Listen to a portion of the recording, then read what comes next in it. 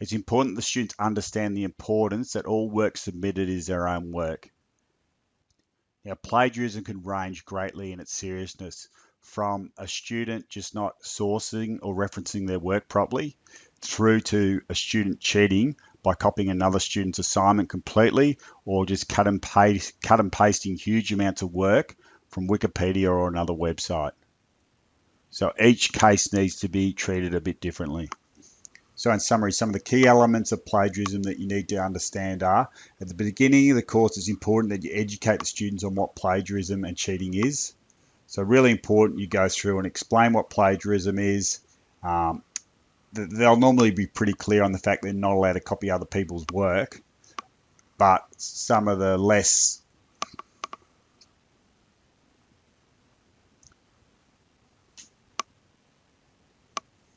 so in relation to plagiarism, at the beginning of the course, it's important that you educate the students on what plagiarism and cheating is.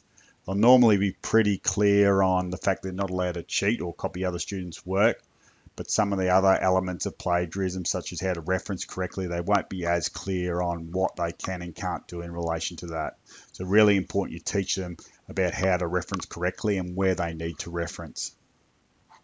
During the course, it's important as an assessor that you monitor plagiarism and cheating, so make sure the work is referenced, especially with assignments and research assignments.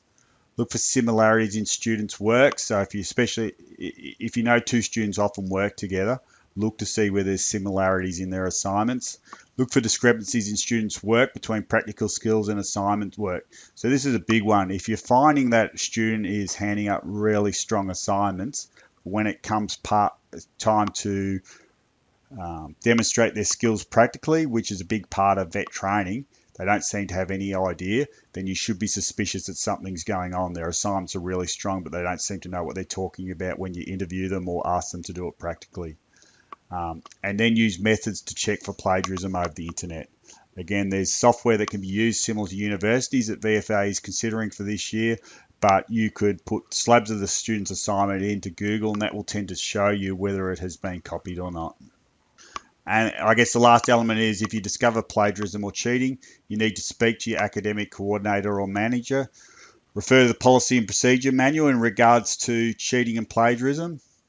So the response by VFA learning will depend on seriousness. So we've discussed how there's different levels of plagiarism. So VFA's response will vary based on this. It might be a written warning with one more chance and then they may be removed from the course, through to some of the less serious offences where a student just might get some extra education and some explanation on, listen, this is you've plagiarised because you haven't referenced properly. So it's going to be very dependent upon the incident.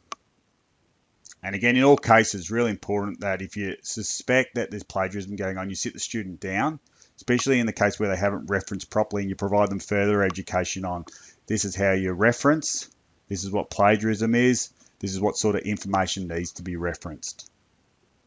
Again, further training will be provided in regards to plagiarism or cheating.